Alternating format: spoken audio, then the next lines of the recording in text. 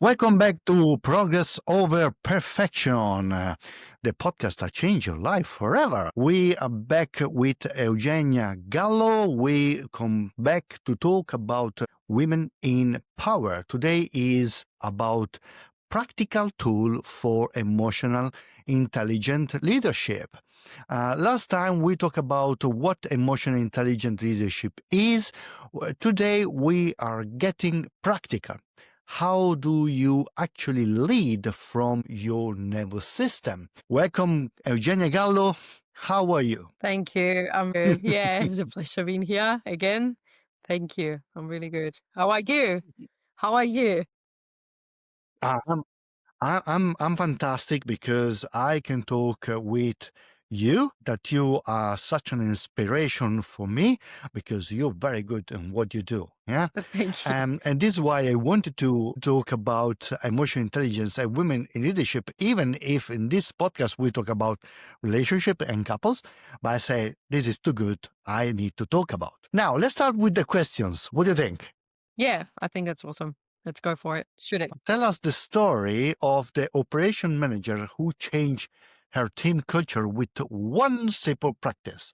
What she did. Yeah, so that was Kim. I worked for her for 6 months in a one-on-one. She came to quite a few of my workshops, and she was the operational manager actually from a big region in Queensland. And she added 90, we came about after like doing coaching one-on-one with me. She added a 90-second emotional check-in before meetings. So what she used to do, she was opening the meeting and asking the employees one word of how are you arriving today? And the way of doing this was with no problem solving, no fixing, just let them talk. Just say one word sentence. It's like in a short way, like how are you arriving today? So this, what it created safety, and it acknowledged them how they were feeling before asking for performance, before going for the company, what was the meeting of that today and that day. So within weeks, this help with meetings being shortened and more precise, tension drop. There was less passive aggressive behavior because unfortunately there was a lot of that happening within the meetings. There was clearer collaboration, and the key to take about this situation and what happened with her is she experienced this. It's like when people feel safe and seen and heard, they waste so much less energy protecting themselves and getting defensive. Well, so with this 90-second, Yeah. 90 second, she changed everything. 90 seconds. Simple as This is that. what Yeah. we need. 90 seconds. Simple as that. 90 seconds. Yeah. Yeah. Wow. What are the unique emotional intelligence challenges women face in leadership that men typically don't? I would say the emotional over responsibility. That's the main difference between men and women. And this can look like regulating the room, managing everyone's moods, holding harmony at cost of self. That's actually a big one for women. And the thing with us is that we do this at work, but we also do this at family. So the nervous system really never has a turn off moment. So the challenge is not because of lack of competence, it's a lack of giving the nervous system time to recover, and also knowing how to set your boundaries earlier for this not to happen. So for women, is required to be a mommy even at work. Unfortunately, yeah. That's how we see. Like it's very common. Yeah. I wouldn't say mommy, but I would say nurturers, because we nurture, we care, we love and we look after, unfortunately, most of the time, most of other people than themselves. So that's when we need to understand that in order to give others, that we need to give us first to get our emotional cup filled, and then we can look after other people at family and at work. So if someone have kids, a leader have kids, Oof. she go home, have maybe 3 kids, then she go to work, have another 50 kids to take care of. Oh my God, it's never ending. Yeah, yeah, it feels like I'm a mom and it feels like that. So I'm like, yeah, it is, it gets tricky. Like you really need to get good with your own systems. So I always say that I have my own SOP and how I work and operate during the day. Because it really doesn't make the difference between if you have 1, 2, or 3, because how the brain changes with the first one. Of course, having 2 or 3 adds to the load. And especially if they fighting or whatever, like siblings, rivalry and all the stuff. But even with having only 1, it's you get, because you got to work or you work, it doesn't matter if you go to the office or you work from home, but it's just like you working and you like using your nervous system all the time, and then you go back home and you need to be looking after someone else that depends on you. So there is no really time for me time for women. And even with a man there, because sometimes men can be very supportive, like the good, healthy masculine, they can be very supportive. The thing is, the kid, it is connected emotionally with mum until the age of 3. And then with time, as time goes and they grow, they learn how to emotionally connect with other. But the first 3 years for a child, for the mum, it's a lot. So when you combine that and work, and if you don't know how to regulate yourself, that's a ticking bomb. All right. Thank you for this explanation Yeah. of. I think, look, maybe I haven't seen this because I work for myself, so I don't have this understanding of what's going on Mm. in a corporate world. When you say these things, I feel embarrassed about myself as a man. Why? for the simple, for the simple, for the simple reason, but the simple reason that we require to women to be good leader, to be mommy, when we don't ask the same thing to men. Actually, men, less mommy are, better they are, and more they are loved and respected. And I feel this is not right. Mm. Okay. Anyway, let's keep going with the other questions. I have another 3 or 4 for you. Okay. And then we have another secret question for you. A naughty one. Yeah, what do you think? A naughty one? Okay. Now, I want to I want to ask you, how do women stop being the fixer or the emotional container at work while still being effective leaders? How they stop being the fixer or the emotional container? Well, I think we can talk about this for more than the 5 minutes for this question.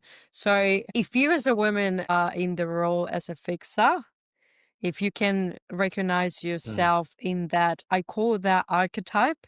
So it is a set of behaviors and way of being and thinking and engaging that was most likely in the 99% learned at home.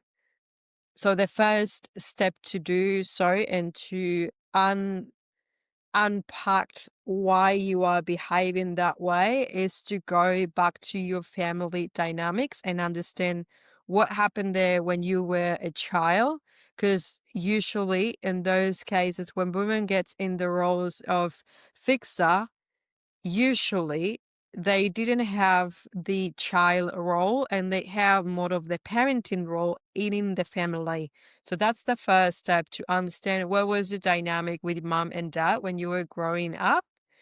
The second one will be to, once you realize and understand that happened, so give yourself some time to heal, because that's not healthy. And most likely when you get into the role as a fixer, you are also not giving the other person the space and the tools for that person to grow and empower themselves. So it doesn't matter if you do get into the archetype of a fixer with the man or with the woman, because you most likely will get in the fixer with everyone, but there can be some differences if you did that with mom and you did that with dad when you were growing up. Anyway, that's we're gonna go to the tangent if we go that way. And then the third one, after giving yourself some time to heal what happened in your childhood, you need to learn how to set boundaries. Because there is also a no connection, no understanding then where someone else finish and where I start, or where I finish and the other person starts. And there is a lot of management and unhealthy patterns within that archetype. Mm. Mhm. So, if I rest, like if I go is, okay, if you're being a fixer, look at your family dynamic and childhood dynamic when you were growing up, like what happened there. The second one will be to heal and to look out for someone who can help you heal, can be a counselor, psychologist, whatever that looks like for you. And the third one will be to learn properly and really how to set boundaries for yourself and for other people. Those 3 steps. Can you give us 3 things, uh, action things, practical, that listener can start doing now to regulate their nervous system? The simple step to do is, first will be to name. The first one will be to name before you solve anything. So it is very important, and it drops on the 60 up to 70% of the nervous system reactivity when you label the emotion. So you first need to recognize what emotion it is running through your system before addressing anything, I will say. The second one will be to learn to regulate yourself in order to respond. So this can look like to take a bit of a pause, do some breathing techniques, do tapping, do something that helps you regulate your nervous system and the emotion and being present. And then the third one will be to find a way to close the emotional loop. So this can look like for work, for example, end a meeting with clarity. So we made these decisions, these are the next steps. And for me will be like, the person will be, this is the emotional tone that I went through after doing the naming and the regulating. So it's name before you solve. Second, regulate first and then respond. And the third will be to close the emotional loop. That's small practice, massive impact. Yes, yes, yes. Because anyway, everything that give you an impact, you need to be able to close it. It's look like when we have a relationship and then we break up, we need a close to close that story. Yeah. Have find the connection, put together the connection between what you do or what I do, and I try to understand. And in my mind, I'm learning here another way to explain this thing. Okay. So thank you, Eugenia, because is important. No? It's important learn from the people to actually work and teach these things. How we can do better, progress over perfection. Yeah. Mm-hmm. Now I have another question. This is more about your heritage. You Okay. Argentinian Yeah. with background Italian. Okay, I'm Italian too. So you bring natural passion and emotion. Yeah. How have you learned to channel all these things that you teaching? Because we are very passionate people, and we go crazy for something or sometime. How you did it? Oh, well, if you met me like 15 years ago, I was 15 or 20 years ago, I was dynamite. It really, Mm. my professional career, my work, and what I did today as well, I learned that intensity is not the problem. It's when you combine intensity with an unregulated nervous system, and also absolutely no clue about emotion, what emotional intelligence is. So in those, I would say in those days, which it's something that you can pretty much see all over, like in every person, but because we come from a background where we are very passionate, like we are very emotional, and we like like we have a lot of, it's a big community of Italians in Argentina. That's the reason why we have such a much mix between Italian Argentinian heritage there, and the learning, growing, and observing their environment with no clue of what nervous system is, what emotions are, and all that, it was a disaster. So in this case, and now instead of suppressing, because what I used to do was like, or either go like explode or suppressing. So I learned how to name it, how to ground it, how to direct it, and how to pace it. And that's when you learn how to channel passion and emotions. Because they're actually awesome. Like it's a really cool information that you have, and it's a lot of energy. So when you learn to use all that energy and channel all that energy into creativity, into having energy to lead teams, in having energy, as I identify myself as an entrepreneur, and I do have a lot of energy for my work. It's like it's just constant, and I go through the emotions through the day. It's not, nothing happens to me. I just learned that now, and now passion for me, it fuels my clarity. It doesn't fuel my chaos how it used to be before. Everything for us as a culture is a drama. Mm. We don't live without a drama. We need a drama, and everything is a question of life or death. There's no in between. But, Mm. and I feel what you say. I when I call my mom, ask a question, it's look like she's telling me a telenovela, no? It's all over. This soap opera, a soap opera, no? What would you say to a woman and to the woman that go at work tomorrow morning? What's your site of knowledge? What I see with many, many, many, many women is that we are very ambitious and we do have the capacity to do amazing and great things.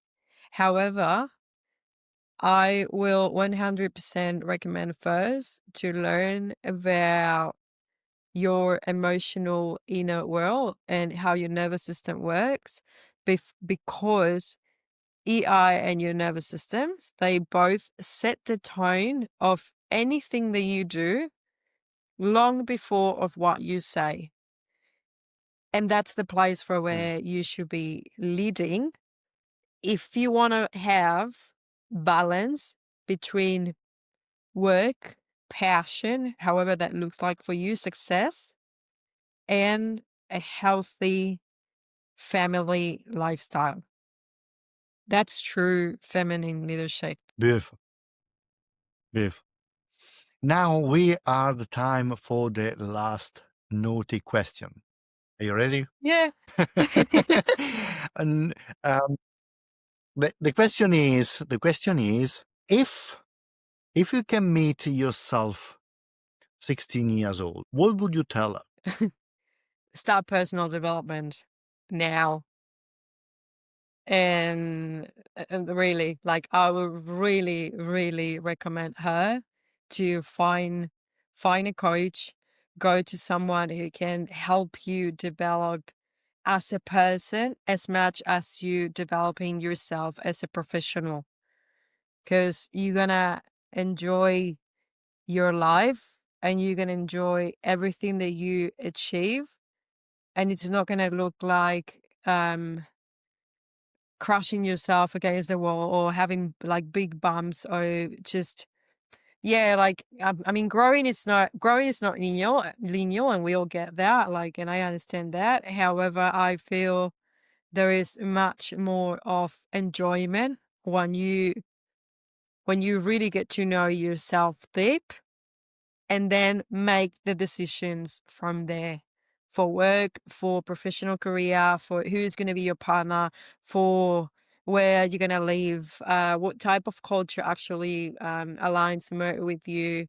Are you doing things because of what you want for yourself, or are you doing things because this is what mom and dad told you? Because I personally struggled with that a lot when I was growing up. Like, I was conditioned so much by my parents' figure in society that it looks like when I go and see back to that Eugenia, it's like I know that a lot of decisions that I made then, it wasn't really me, like coming from my own desires.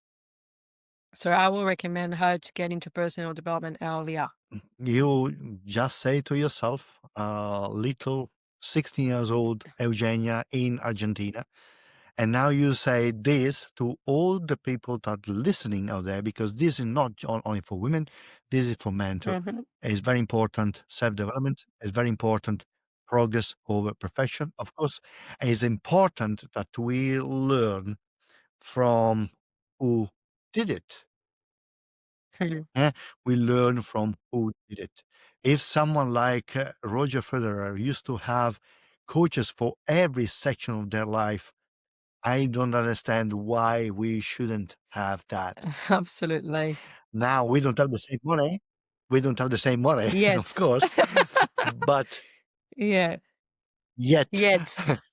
But it is what I say with my client when they come in to me and say, "I do want to be here. I not understand why I have to be here. I not understand what is the role of couple counselor." Well, you go on. You want to go to the gym. You want to get fit. You get a coach. Well, the same with the couples. I have a question for you. Can you tell me, because you talk a lot about football, can you tell me what is